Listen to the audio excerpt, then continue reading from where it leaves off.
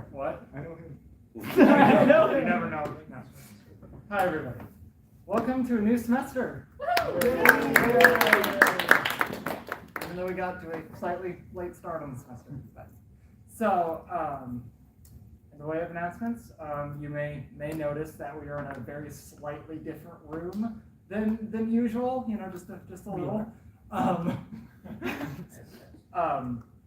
The whole room kind of fiasco that was arising last semester luckily got resolved. The compromise is, though, we are in a completely different room. This one, it is a little smaller, but the good thing is we are always in this room. Like, no changing whatsoever every single week in this room right here until, like, the last party, like May 2nd. Like, that's the only exception. All normal meetings in this room. So, also, Pancakes and Pontification. Usually we have this event on the first Saturday of the month, but since the first Saturday of January was definitely not a place where we could do that, we're going to have a special kind of late mid-month Pancakes and Pontification this Saturday. So if anyone can make it to that, highly encouraged. It's going to be at the Denny's on Preston and Plano Parkway, as always. Just a place to gather around and discuss any theological topic you have or question. And so, also, we are getting close to starting to make the transition to getting new shirts for the club. We have many different designs that we're kind of working on, headed up by our man Rob over there. All right, Rob. So, as a consequence of that, we'll be getting new shirts. So, the old shirts are right there in those boxes, and pretty much just a giveaway on those. So they are free. I will, if anyone wants to go on a certain size, I will definitely rifle through the boxes and see if we have one. They're sorted into like large and bigger and medium and smaller. We have a ton of smalls, some mediums, one large and one triple XL for some reason. I don't know why. If anyone needs a blanket, we have one. So yeah, I think that about covers it. Anything else you could think of just starting the semester? I'm going to mention a little bit about the schedule and those special events. So Right, yeah. I'll cover that in the slides I've got here. Alrighty, I'll leave it that on then. All right, good to see everybody after the break. Thanks for coming out. And yeah, I'm excited about this topic tonight. We're going to look at the positive impacts of Christianity. Sometimes, online, or maybe you have skeptical friends that like to focus on negative impacts of Christianity sometimes, right? And we have to admit that there have been some bad things done in the name of Christianity, and some by true Christians. But those get a lot of airtime, and we don't always realize the very widespread positive things that Jesus and his followers have had an influence on throughout the centuries. First time I heard some of this, I was hearing a guy named Paul Copan, philosopher and historian extraordinaire, give a talk, and I was kind of blown away. So I started reading all these books and researching it myself, and I was like, wow, he wasn't exaggerating. So we're going to kind of focus mostly on these 4 books here. But before we get into that, I do want to highlight what I alluded to a second ago, that we have our schedules. I started passing some of these around. I didn't print out a lot of copies in this digital age.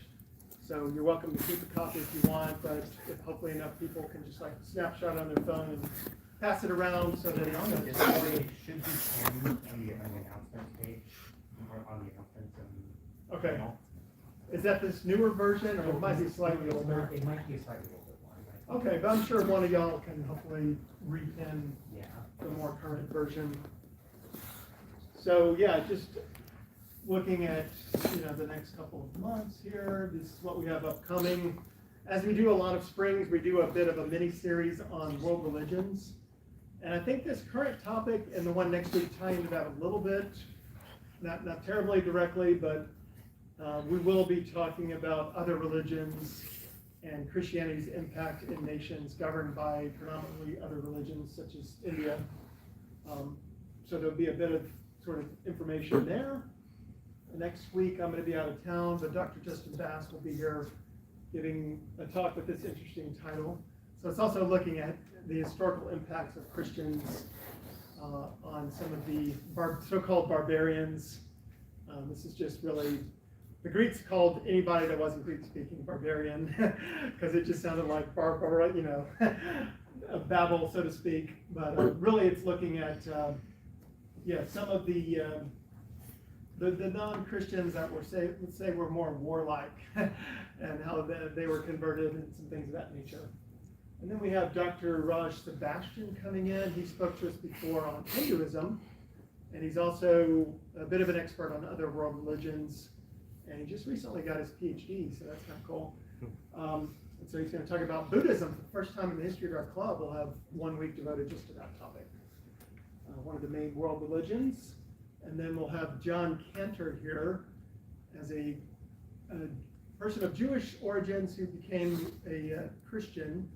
So he's now sort of a messianic or completed Jew. But he's definitely an expert in Judaism, so he can address, what do Jews believe, what are the differences, a bit about why he thinks Christianity is true. But, any of these people, make sure, bring your questions about those religions and so forth. And then James Walker, who spoke to us on Mormonism. He's like a 4th generation Mormon who was an elder, so he has an interesting background. But he runs this Watchman organization out in Arlington, so he deals a lot with cults. Somebody was mentioning on Discord running into the Mother of God cult, I think, just this week. So they're out there. So James Walker is quite an expert on a wide variety of cults. And so I think you'll find that interesting as well. And then also relevant to Christianity versus other religions, the question of, well, who was Jesus? Muslims would say that he didn't even claim to be God, but we think the historical record indicates otherwise. And Ryan Cruz, who's a seminary student, and he was a former leader of a group like this at Baylor University. And he's been here to speak before, but it's been quite a while now. He's been a bit busy, but he's a really eloquent speaker and very knowledgeable. So I think you'll enjoy that.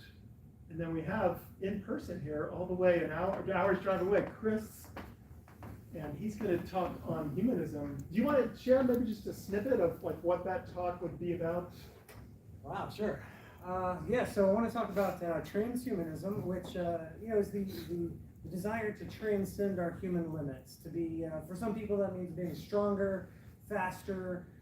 For some people, it means how can we even take it a step further and extend our lives indefinitely. Some people go even to something called post-humanism, where you're arguably not human anymore. You've gone beyond that. Not just transhuman, you've gone post-human by, for example, trying to upload your consciousness to a cloud computer. Hopefully they don't turn it off or flush the RAM. So I want to talk about transhumanism, post-humanism, maybe a little bit about technocracy if we have a little time.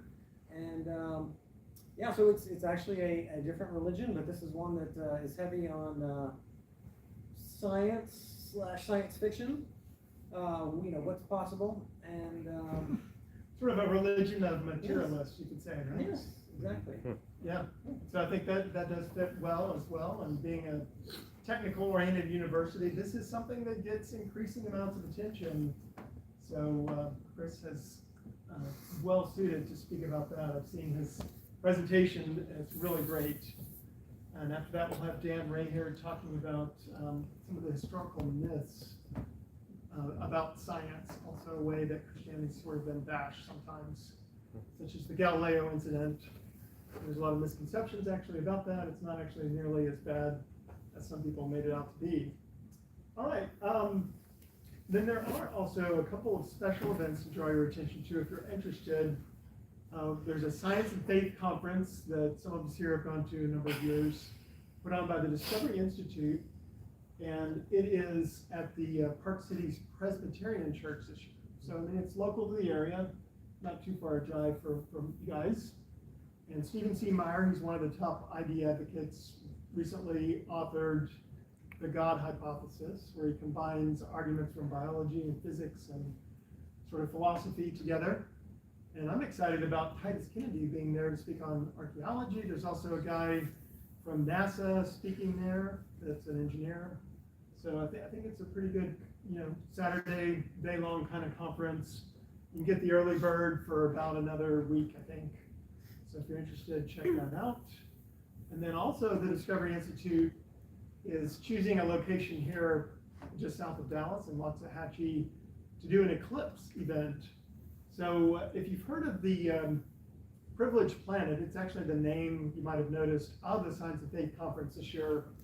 That was the book written by Jay Richards and Guillermo Gonzalez. Guillermo Gonzalez will be at that Science and Faith Conference as well, and both of them will be here.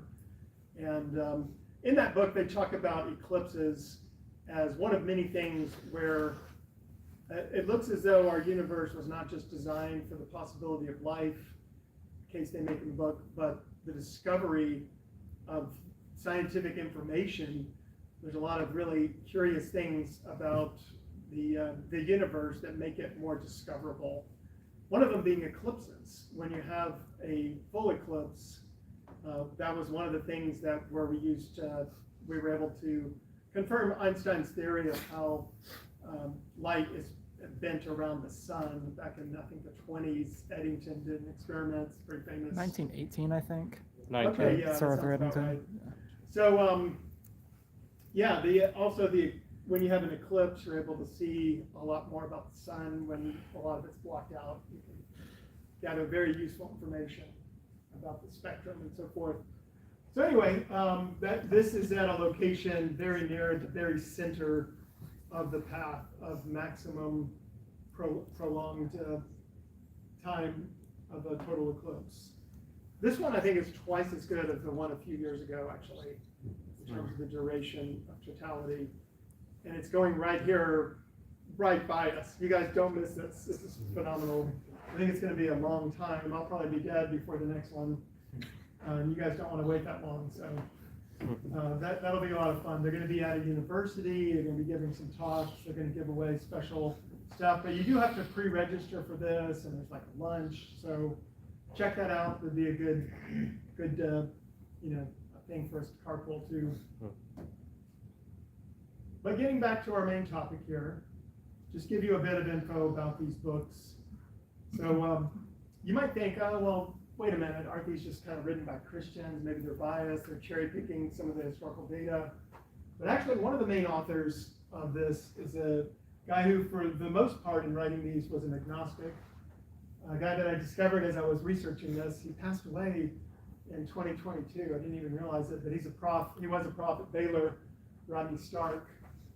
But he did become a Christian eventually because, as he told Paul Copan, he wrote his way to it. He kept doing all this research, kind of being blown away by the impacts of Jesus and his followers, so much that he eventually thought that there must be some truth behind this. How are they helping the world so much unless God is behind it?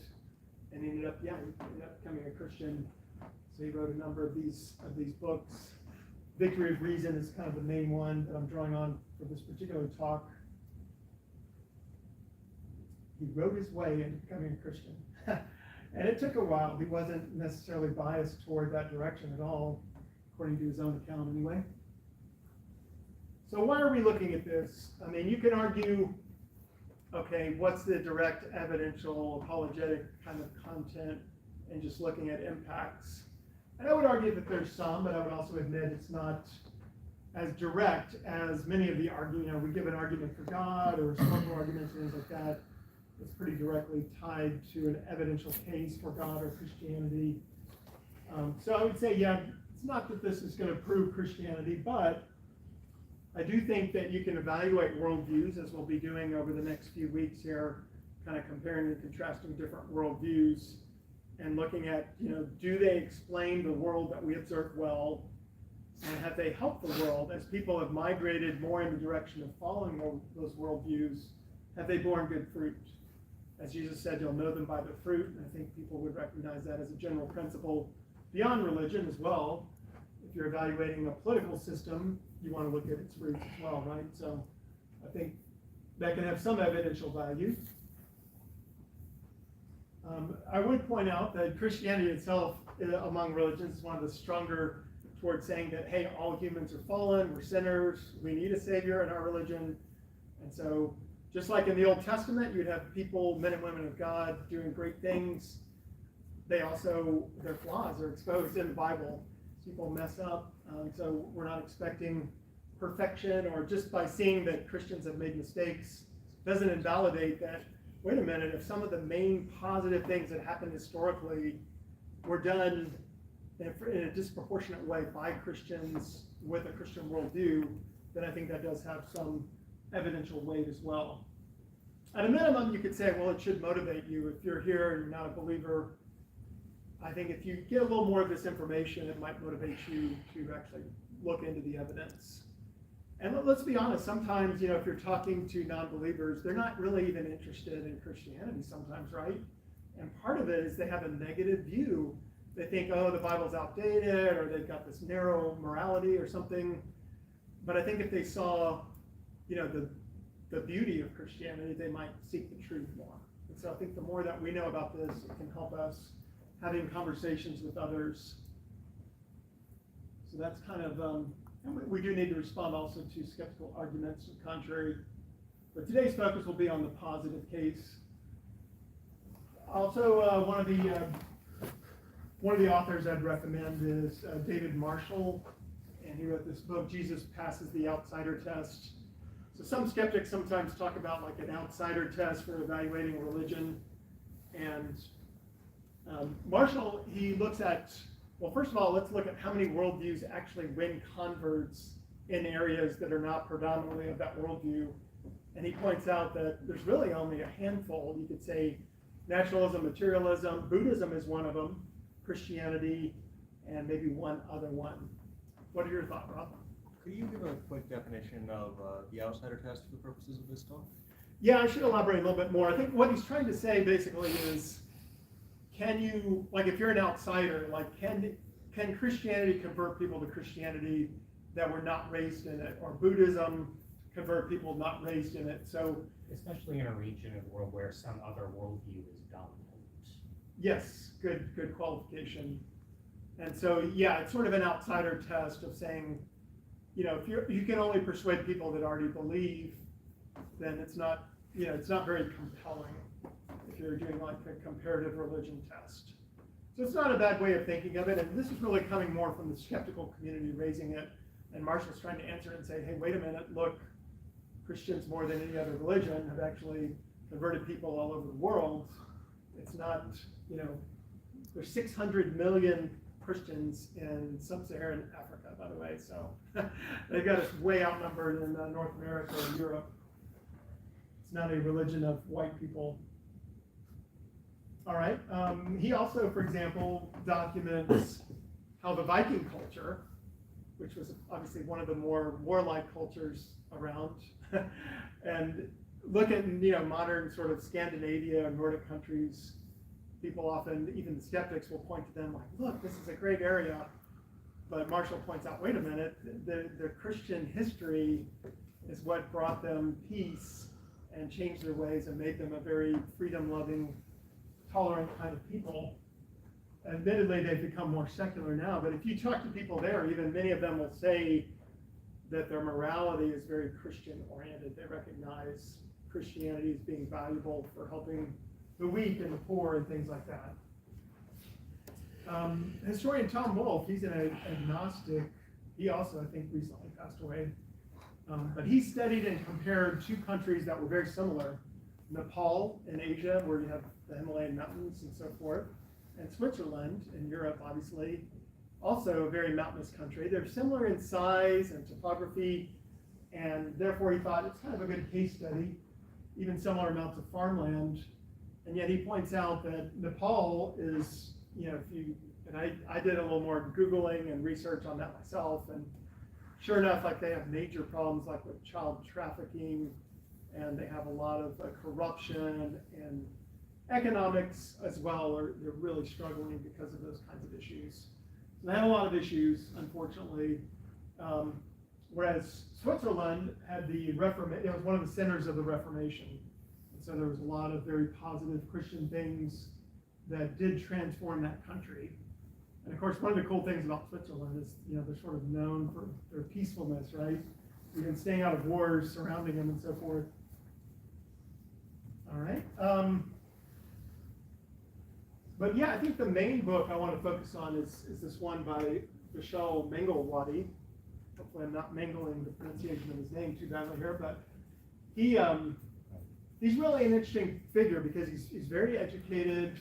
Like really all these authors have PhDs, but in particular he's one of the top, you could say, Christian scholars in India anyway. And he's done a lot of research over many years in this country that he grew up in and knows well. And he points out that, look, if you look at India, the demographics, you do have significant populations of Hindus, Muslims, Buddhists, and Christians. And also there's plenty of atheists there. And, of course, now this is the largest country in the world. It's a very growing young population, unlike China, is going to be shrinking.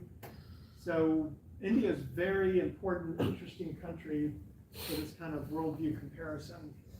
And so it's great that we're going to have Raj, another Indian, here in person, speaking about it as well. But some of the things Mangalwadi says in his book are really extraordinary.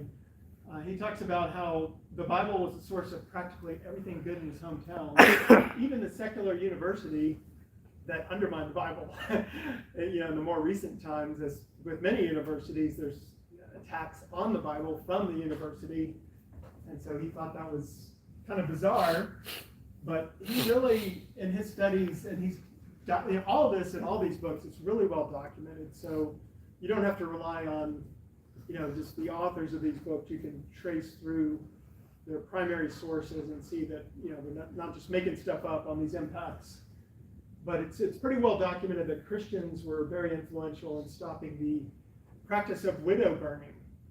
So I don't know how many of you are aware of that. I'm sure some of you are, but this was a practice in India and other parts of Asia for centuries. And when the missionaries came, they're like, wait a minute, we're fine with you guys having your own culture and everything, but you don't just make this lady burn up in fire when her husband dies. This is ridiculous. And they eventually awakened the conscience of the local people and helped them to realize this is just an evil practice. Similarly with infanticide, untouchability, this relates to the caste system in India, where the lowest caste were confined to some really horrible jobs. There's not really an ability, there's not upward mobility if you have a caste system. And so they've helped make progress in that area as well. There's a disproportionate number of Christians from that lower caste because of how Christians sought to help so many of them. And that's where a lot of the tech centers in India are, by the way, in the south, in these areas that were looked down upon by the higher castes. Rob? So how is it that Christianity led to the rise of the university? We are going to talk specifically about universities in general. All right. So as far as the one in India that he went to, I think it was missionaries came in, they wanted to educate people and so forth. I meant the university in the general. In general? Not that Okay. The university, but I can see how you. Okay, yeah, we will get to that then. So, yep, upcoming slides. Temple prostitution, polygamy, which is horrible for women because it's really the men that get all the wives and not vice versa. And idolatry, helping them to realize the futility of praying to man-made idols and so forth. All right, so primarily though, yeah, we are going to look at kind of these categories of charity, compassion, education, and freedom and equality, and then later we'll talk briefly about science if we have time. Now, August 31st, I did a presentation in which I had about 10 minutes of talking about some of this kind of material. So where I talked about it then, I'm just going to put up a slide and not really speak to it. This would be like just one of 2 or 3 examples of that, but then expand on it. Because as I mentioned there, I was envisioning a future presentation to dive deeper into that topic. So we know that Jesus, did have some pretty radical things that he was teaching, such as love your enemies and pray for those who persecute you. And just the emphasis on even, this parable where he's telling them, if you came to me when I was in prison, you fed me. When I was naked, you gave me clothes. If you did it to the least of these, you did it to me. And he's really commanding that Christians reach out to the ones that are forgotten by society, the ones that are oppressed and marginalized. There's a big emphasis in Christianity for that. All right. In particular, the parable of the Good Samaritan is really interesting because there he's making this hated enemy of the Jews he was speaking to, namely the Samaritans, the hero of the story. They were the ones that helped this person that was robbed and beaten on the side of the road, where the Levites, the religious Jews, passed by on the other side. And he's asking them to think about, who is your neighbor? Your neighbor is everyone. Don't show these kind of distinctions. So very strong anti-racial message in that, in addition to just helping people in general. So Mangalwadi, being very educated and so forth, he talks about how, Darwinism, you have this survival of the fittest philosophy. It's hard to explain. I mean, there's been attempts for how evolution can lead to altruism, but it really doesn't fit well with the survival of the fittest, right? Where those that, it's hard to see how sometimes being really selfish and helping just your family to propagate, or having more babies and killing another tribe doesn't actually make your genes propagate more. So Darwinism doesn't do a very good job, I think, of explaining or leading to the kind of compassion that Jesus calls us to. I don't think it explains how all humans, whether they're religious or not, have this sense of wanting to help people. But even beyond that, how Christians have helped raise the consciousness around the world in this area where they've had an influence anyway. And so he says Christianity also used education to play a central role in restoring the dignity of the handicapped. We'll talk a bit about Christian influence on education, which probably all of you here probably realize that education is important, or you wouldn't be a student here. So yeah, if you look, this is something I did more independently, wasn't cited in any of the books, but just kind of looking at, okay, what are the largest charitable organizations in the U.S.? I did this a few years ago, but I don't think it's substantially changed. Some of the charities, even like the Red Cross, it's more secular than it used to be, yes. But these were really founded by Christians, all of these.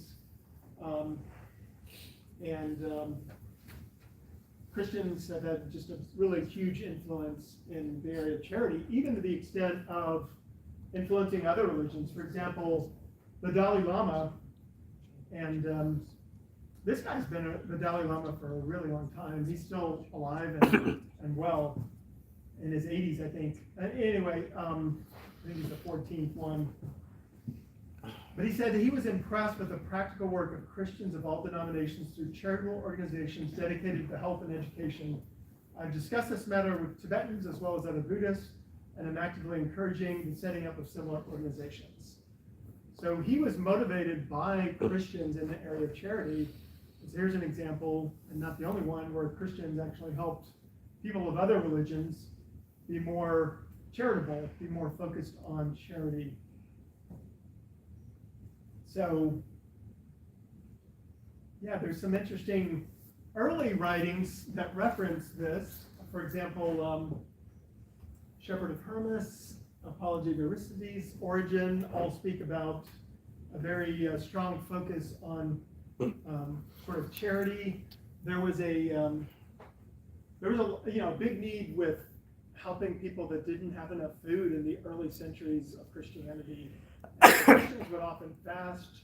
They didn't have a lot of excess money. They're not like us today. I have to admit, I mean, I give away a decent amount of money, but it's like, it's easy for me, right? I'm not sacrificing. So it's not nearly as much as they're giving because they're skipping meals to give away. So it's kind of convicting to me to think about that. Lecky, he's not a Christian historian at all, but he writes a lot about, he's quoted quite a bit in some of these books as someone that's just sort of done a lot of research in the area. He says the active, habitual, and detailed charity of private persons, which is such a conspicuous feature in all Christian societies, was scarcely known in antiquity. And in August, you might remember if you were here, I showed a video of Tom Holland, the agnostic historian, who's really been very vocal about talking about how he recognizes that a lot of his views were shaped by Christians. He used to really love the Greeks and Romans until he read about them and realized they're just like these evil, selfish people. And he's like, his morality was really influenced by his Christian surroundings. And he really has that kind of Christian ethic he recognizes that would give dignity to all people. So he's a pretty interesting character. I'm hoping he becomes a Christian, but not quite yet. So some of the historians mention how only in extremely rare circumstances did Romans give, and generally it was expecting something in return. So it was quite different than the kind of charity dispensed by the early Christians, and that we try at least to do today as well, where you're just trying to help people on the basis of need, not expecting anything in return. There were obviously some examples in the Roman and Greek world of just people helping people, but you might be surprised how rare that was compared to what Christian nations do today. Every church had a list of recipients for relief, and enormous sums were spent in every kind of charitable work. Actually, some bishops even sold treasures from their cathedrals to feed the poor. Probably not as many as should have, but still, it's kind of cool that some people were just like, hey, we've got this gold here, let's just sell it and give people food.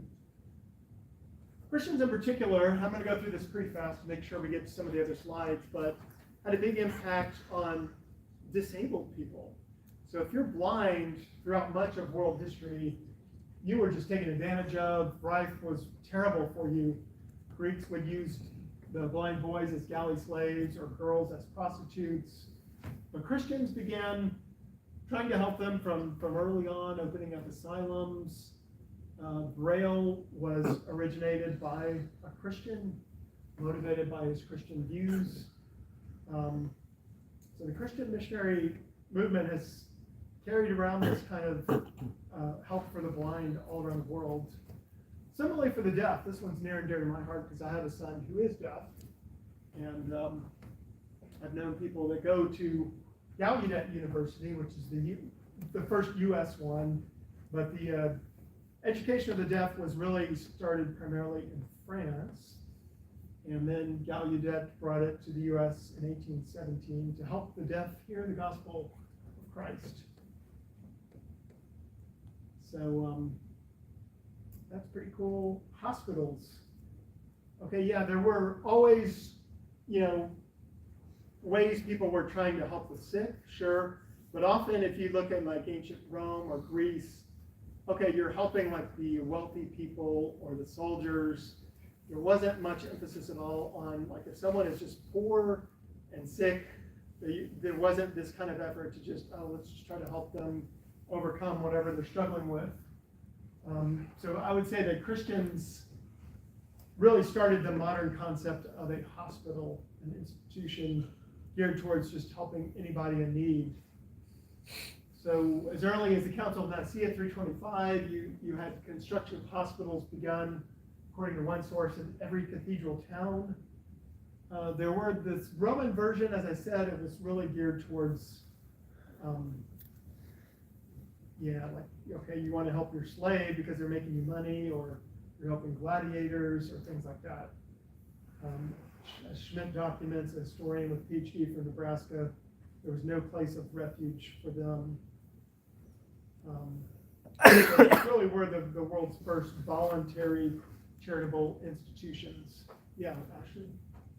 I just want to know how the first Christian hospitals compared to like the Asclepions. So Hippocrates, the father of medicine, worked in Asclepion. He originated the Hippocratic Oath. Doctors do no harm. So he was excellent. Obviously, he had a lot of good stuff. Yes, I just wondered like how like the pagan Asclepions compared to the first Christian hospitals. I think the main thing with the Christian hospitals is more of just the openness to anybody, and even if you don't have any money or anything to give in return.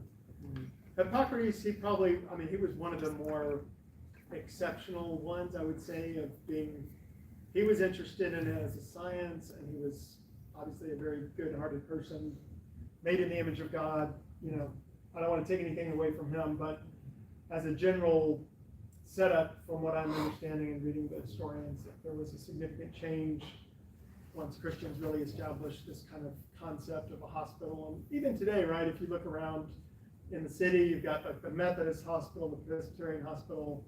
There's still a pretty strong tie-in to the Christian component.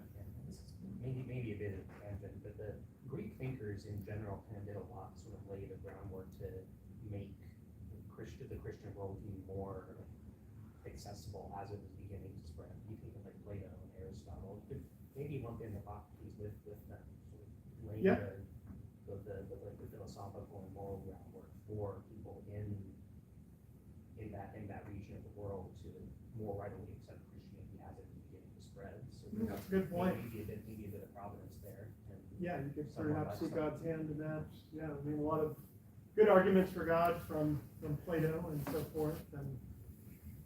But even those great thinkers, they were very blind in some areas, True, such as say absolutely. slavery. They were just like, some people are made for that, and it's fine. But yeah, they had a lot on the ball, and a lot of early Christians, in fact, tried to really tie into Plato and Aristotle. So, nursing also is an area where you see a lot of Christian influence. Many of you have heard about Florence Nightingale probably in school and whatnot, and sure enough, she did sort of revolutionize the field. Well, you may not have heard much emphasized in school, though, unless you went to Christian school, is that she was pretty motivated by her Christianity, and she started really young. At 17, she was helping out in this kind of tough, warlike environment. So that's pretty cool. Also, this is an interesting story, if you haven't heard it, of reaching out to lepers. So Father Damien volunteered with some others to go to an island, one of the Hawaiian islands. I think it was Molokai, if I remember right. St. Damien of Molokai, yes. Yeah, so, I mean, just think about it. There's like hundreds of lepers, and they're like, yes, we'll go help them. And so he did. He really made this huge difference by serving them and helping them in all kinds of ways. They treated him as a hero, and sure enough, he did eventually, unfortunately, get leprosy. But he was willing to, take that chance. So, great example from the Catholic Church on that one. Many others as well, but that one's pretty cool. This is an interesting story of someone coming from a secular environment. So obviously, one of the main arguments against Christianity is the problem of evil, which we will address in April via Steve Lee, actually. But Brian Stewart's a Canadian journalist, went all around the world, some of the worst areas. At his particular time, this was a number of years ago, but there was a really bad drought in Ethiopia that he broadcast about for a number of years. And he said he could see something inside humans that was sort of supernatural, that went against the scientific view. The first groups I ran into when I went to Ethiopia were these small Christian groups that were working on the ground. It was these people who had been warning the outside world all along that this was coming. They were there in the beginning. They stayed long after the celebrities and international media had left. All other times, I'd been to remote places where you could not expect to find any human being doing anything to help anyone, yet the first person you run into is a Christian. So as someone who wasn't a Christian, just seeing all this really convinced him that God must be real. These people are doing all these amazing things, and they're not doing it to be seen. They're just trying to help people. And it seemed like something Darwinism couldn't explain, and had a big impact on him. So that's also kind of interesting, I think. So turning then to education, we can look a bit at Christian influence on education versus other religions. We will talk here about the universities and then get into science and also written languages. You may not realize that Christians helped a lot with getting various languages written around the world. Ones that I don't even have on slides here, for example, like Russian, getting that into a written form was also done by Christians. All right, so Mangalwadi is well suited to address this as a sort of a case study in India. So he looks back and he's like, well, okay, Buddhists, there's not really yes, there are schools within religions where they're teaching about the religion, but he's not seeing them teaching the masses. He's not seeing them interested in education. And he's surprised to even find out that he could not read what the Buddha wrote in his original language. He's like, how come no one's, he can't even get a hold of this. When he's going through his own search of different religions, he was struggling to find writings even, in the original language of Buddha. So that's kind of interesting. But he said, if you think about it, though, you look at what they taught, and maybe it's not surprising that they didn't emphasize education, because the Buddha taught the ultimate reality was silence. The human mind was a product of primeval ignorance. It was not made in the image of God. Human language, logic, and words had no correlation with the truth. The way to enlightenment was actually through emptying one's mind of all words and thoughts. That's what the Buddhist meditation is really about. It's just trying not to think about anything or repeat these certain chants. And so it wasn't on thinking deep thoughts. He said the Buddhist monks barely studied their own scriptures. They had no religious motivation to take the trouble to turn their neighbors' dialects into literary languages to make Buddhist thoughts accessible to everyone. So that didn't happen until Christian missionaries came along. The monks' mission was to propagate meditation techniques to empty everyone's mind of all thought. They were not out to fill minds with great ideas. So kind of interesting. It kind of makes sense when you think about what Buddhism really teaches, why there was not an emphasis on education. And yet education is what can help lift up poor people, what can help feed people, what can help people have a happier life and a successful life. So he says, the impact on Indian education, his university in Allahabad, if I'm saying that right, he says, look, it had a church, a Christian church, but not a Hindu temple or a Muslim mosque. Why? Because it was invented and established by Christians. And he points out that, when people think about, Europeans going around the world, sometimes all they think about is sort of colonialism and things like that, which admittedly, there were a lot of people motivated by the wrong things and wanting to travel abroad and get rich and exploit people. But there were also many people that did sincerely go as missionaries, just wanting to tell people the message of how God can change their lives, and they wanted to help people in whatever state they found them. And he says, look, colonialists and they're not, the people focused on commerce, they're not going to spread education around the world. There's no motivation for them to do that. In fact, it's counterproductive. So he says education was a Christian missionary enterprise. It was integral to Christian missions because modern education is a fruit of the Bible. The biblical Reformation, born in the European universities, took education out of the cloister and spread it around the globe. And he points out the British, when they arrived in India, found, the religious kind of training, such as I mentioned, and higher education for some, but it was a Brahmin, that's the upper caste in India, monopoly. Brahmins, the priestly caste, spent their time saying religious texts in a dead language, Sanskrit. There were a number of schools using living languages, but few Brahmins sent their children to such schools. Muslim higher education conducted in madrasas wasn't a living language, but that wasn't spoken in India, Arabic. There were schools that taught Persian and some secular subjects. The state, as distinct from individual rulers, accepted no responsibility for education until the Christian influence. So here's to answer your question, Rob. Development of universities. So again, we credit the Catholics here with starting this. Bologna is where I think the first one is generally thought to have been about 1088. And then fairly soon after that, you have amazing university, University of Paris, and the ones still going strong today, Oxford and Cambridge in the UK. Very impressive universities over many years. So these were quite unlike, for example, Chinese academies for training Mandarins or Zen's master school. You might be surprised. I was surprised the more I read about it. The early universities were geared also towards innovation. And you were able to, transition from one university to another.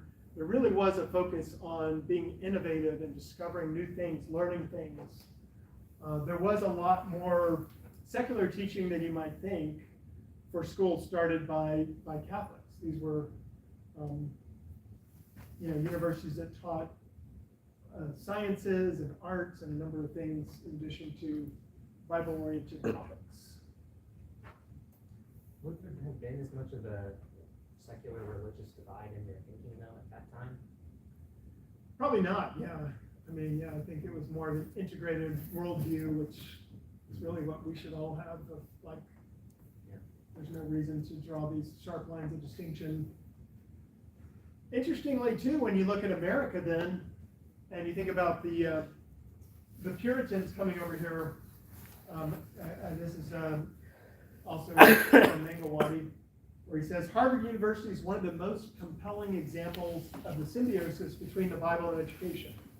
The Puritans established this college within the first decade of arriving in America. Before they had built any industry, the Bible directly inspired the first 123 colleges and universities in America that taught secular subjects.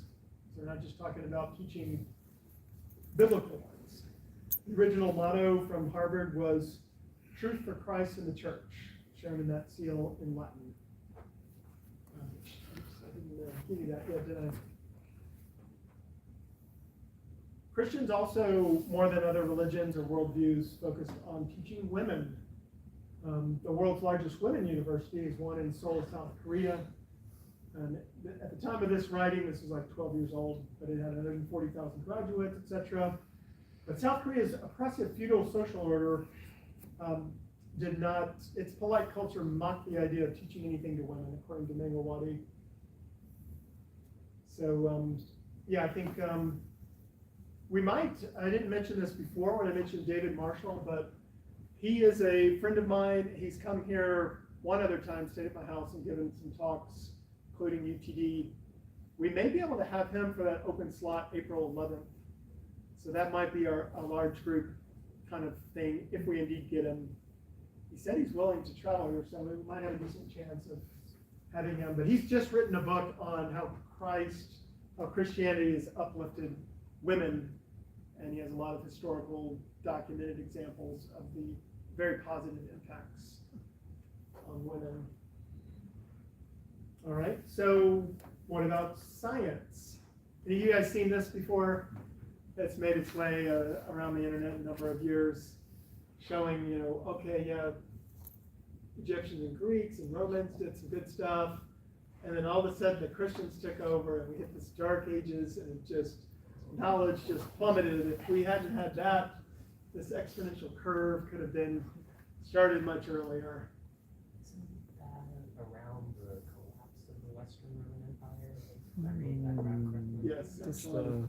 What are your thoughts? by coincidence. How would you guys respond if someone posed this meme? Well, for one thing, Christianity was kind of the dominant religion at the time. Once you get to that point in the graph, was the Roman Empire. The fall of that institution probably had a lot more to do with this hole that we're seeing. Yeah. Whether there even is really as much of a hole there as it's reported is maybe another question. Yeah, let's talk about that some. 13th century Renaissance, we don't talk about, and medieval scholasticism, which laid the foundation for the Renaissance, and also science and rationality that was laid out in medieval Absolutely. scholasticism by Christian theologians. Yeah, that's right. Yeah.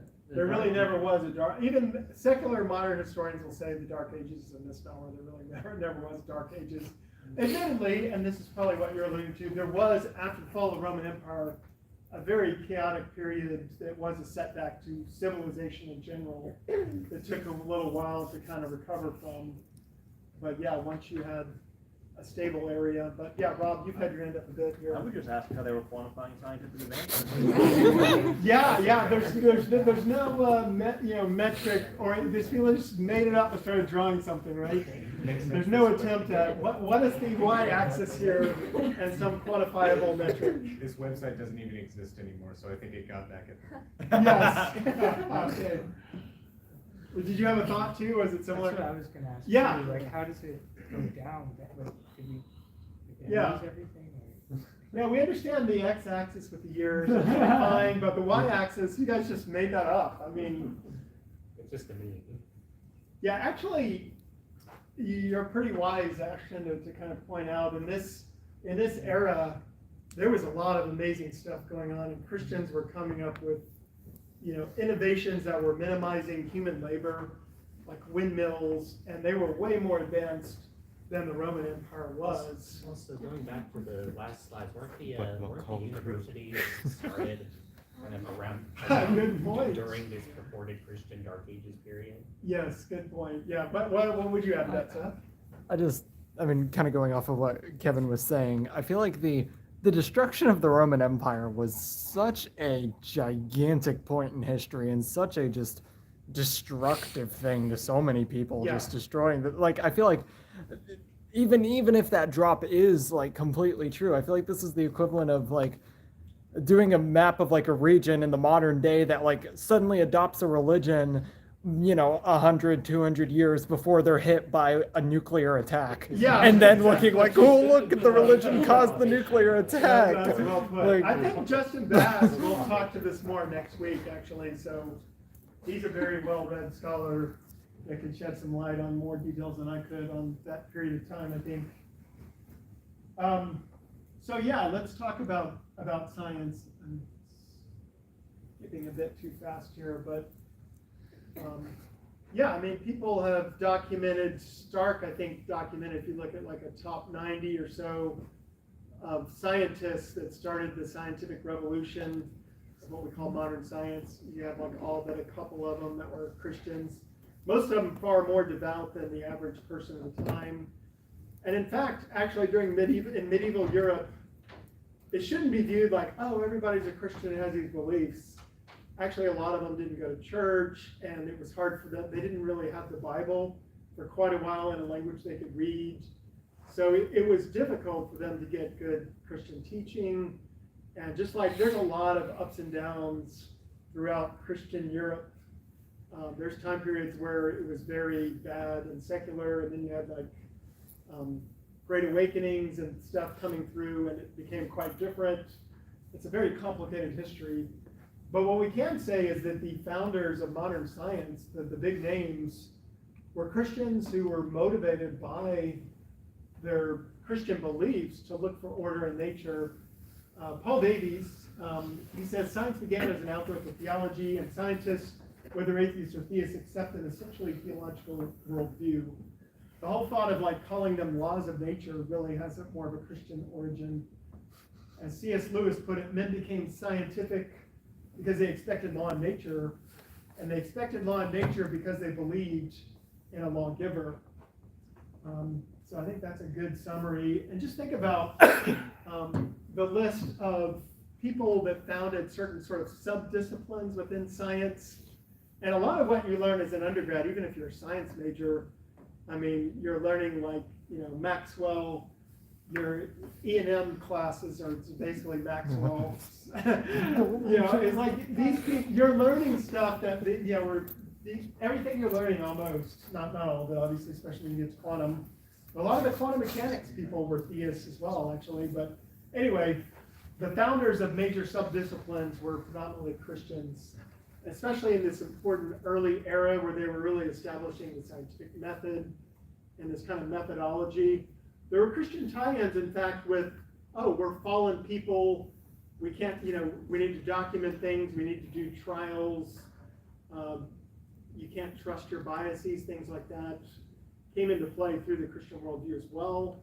The Greeks were often like Aristotle was like, let's just picture the planets must be in perfectly circular orbits because that's a really cool shape, and we just expect the forms, the Platonic forms, to have this correspondence with nature, whereas you have people like Kepler saying God is a free being, he's beyond us, we don't know how he did things, let's go find out. We better do experiments, careful measurements, and things like that.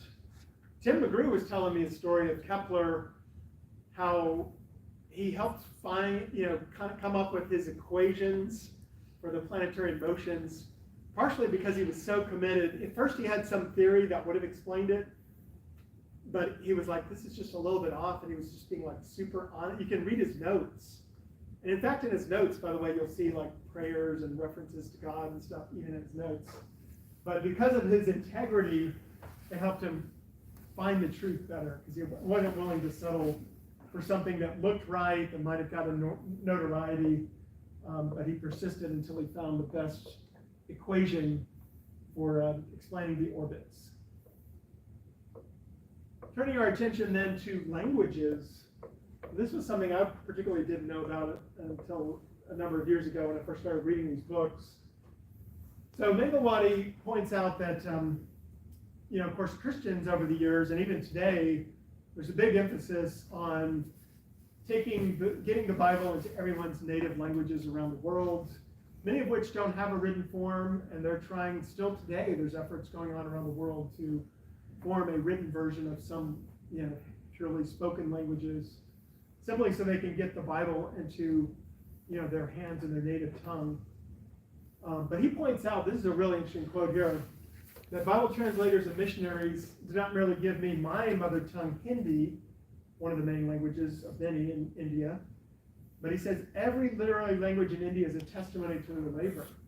In 2005, Dr. Varghese submitted a 700-page doctoral thesis that demonstrated that Bible translators, using the dialects of mostly illiterate Indians, created 73 modern literary languages. These include the national languages of India, which you've already mentioned, Hindi, Pakistan, Urdu, Bangladesh, Bengali, and obviously many others. So 5 Brighton scholars examined his thesis and awarded him a PhD in 2008. So it's all pretty well known and documented. I think his main contribution was that there was 73. I think these main ones were pretty known, that Christian missionaries helped get the written form of those languages, but that there was 73 was something that wasn't as widely known.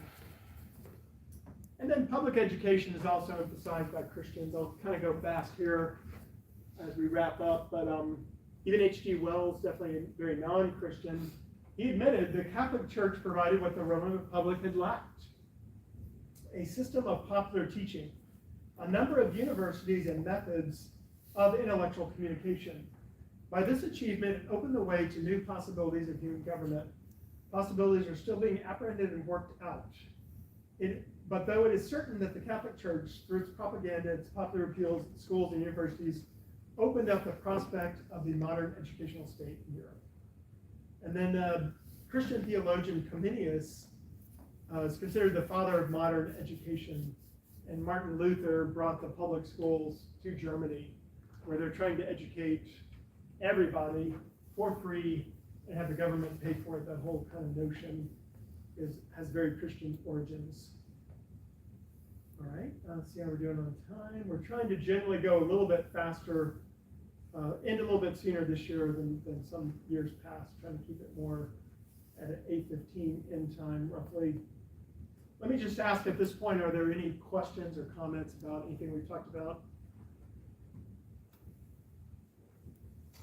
All right, yeah, there's a lot more that could be said about equality. This is also one of the slides I showed briefly in August, so we'll kind of gloss over that. But we see in the Bible some really radical messages summarized, for example, in Galatians 3. There's neither Jew nor Greek, slave nor free man. There's neither male nor female. You're all one in Christ. If you look at the composition of the early church, it's thought that perhaps as many as half of them were slaves. There was also a disproportionate number of women. So Christianity itself was very oriented towards the groups that were least in favor in that time period. By contrast with Islam, Muhammad bought, sold, captured, and owned slaves. So a bit of a contrast with Jesus, who proclaimed release to the captives and wanted to set them free. Now this one is kind of tricky, right? Because you do have the Bible. If you read a modern Bible, you'll see the word slave a lot. And I think what we all tend to think about when we see that is we picture the slavery in the American South, right? But actually that's very much misleading. The Hebrew word abed, which is translated slave, it's very much different than what we're used to from what we've seen in the U.S. It's really more of an indentured servanthood. It's more akin to what happened when people came over on like the Mayflower or something, like, hey, I can't afford it. I want to go to this new world. Can you put me on your ship and feed me for the long journey? And they're like, okay, sure, but when you get there, you gotta work and pay that back. That's an indentured servanthood kind of thing. And so it really was a voluntary thing. If you look at the Old Testament, if you want to be in a bed, you are deciding if you want to.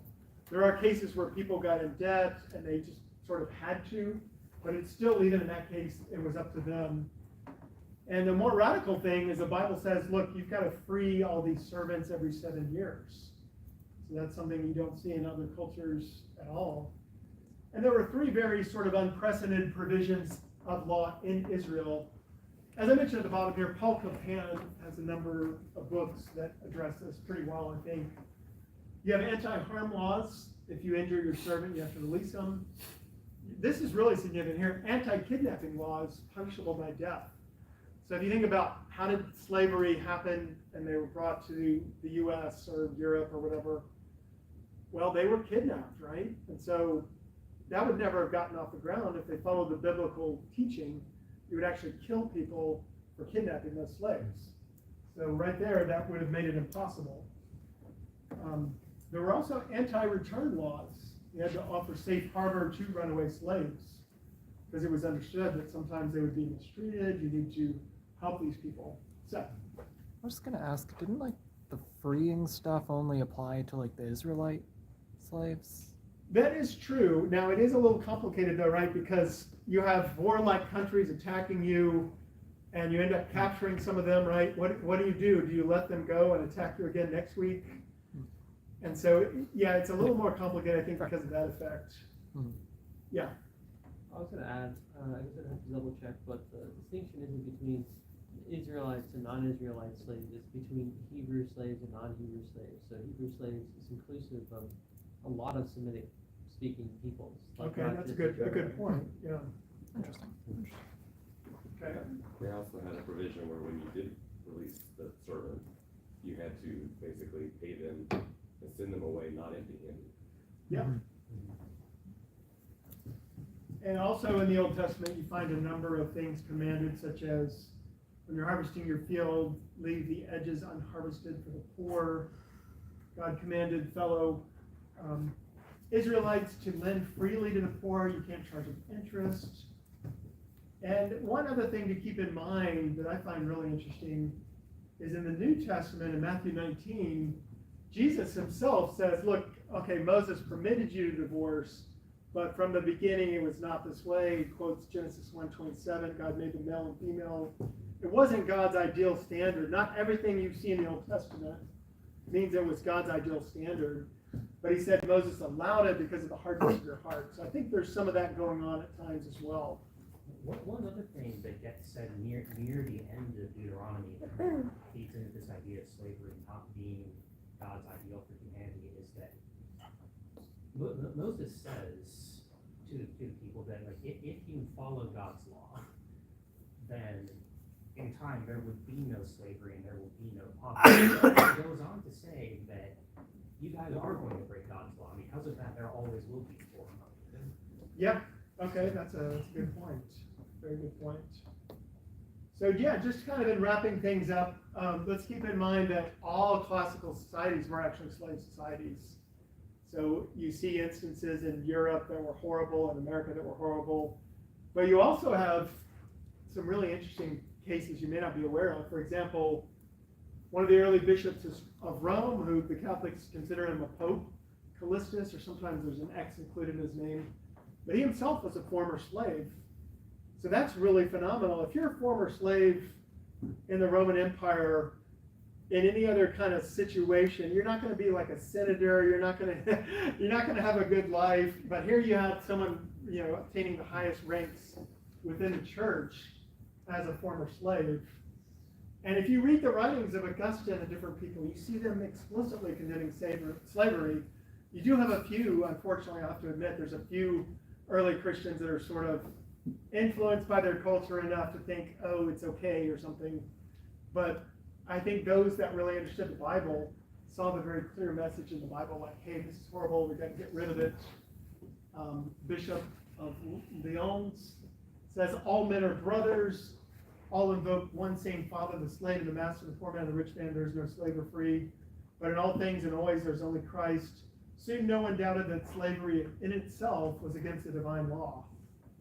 And you have Christians being the ones in the lead of getting rid of slavery once it had reemerged in the 19th century. See that movie from 2006, Amazing Grace? It's pretty cool about Wilberforce's life. You've all heard about Uncle Tom's Cabin, probably from school, but you may or may not have been told that this was like from a family with all these ministers, and she was very motivated by her Christianity and trying to help. And Lincoln himself, when he met Harriet Beecher Stowe, said, this is the woman that, led to this war where we have to get rid of it. Something to that effect. So pretty phenomenal. But actually, Christians did end slavery. You had it through the Roman Empire. Christians were not in a position of influence for a long time. Remember that even Constantine, he didn't make Christianity the official religion. It was just finally a permissible religion that came another 70 years later. So there wasn't a lot of influence, but eventually there was no slavery in the whole continent of Europe. But then it reemerged later, right? So tragic, but Christians helped suppress it eventually. So, yes. Maybe you just answered it, but what were the two times when Christendom rejected slavery that start right? So yeah, it began, I would say, around that 900s time. I think it was pretty, I forget exactly, but it was in this so-called dark period, actually, of around like 1100, 1200, kind of that era. There was no known slavery in the whole continent, basically. They had gotten rid of it. But I mean, it's actually practiced still today in some parts of the world. And Christians are very involved, for example, in Sudan. This was a few years ago, so maybe they've resolved that, I'm not sure. But they would pay to free slaves, just buy a slave and free them in Sudan. So there's still issues around the world in this area. Some of it's more forced labor and so forth, a bit different than, say, the American South, but there's still, I think, what you would call slavery, yes. What about like the medieval serfs of the day who were still like bound to the land? Would those count? Like, are those slaves? Yeah, like in the kind of 1100s time you're talking about. Yeah, I'm not, to be honest, I'm not real expert on exactly what degree. Fair enough. It might be bordering on it, a little bit, and misuse. Again, they weren't all Christians, and Sure. yeah. Sure. And certain, yeah. But I think it was definitely not as bad. I think when they say it was completely off the continent, maybe it was a period where that wasn't terribly abused, but also maybe it was just not counting that as like, oh, you're kidnapping people and putting them in chains. Which it might be more, nuanced. I'm not sure exactly. Baby steps. Well, even in those circumstances, the church was instrumental in giving better treatment for the serfs. Because they wanted them to be able to come to worship and Sure. Yeah. By the way, some of the bad things you've heard about the Catholic Church are because Protestants would just tell lies and propaganda. It's really terrible.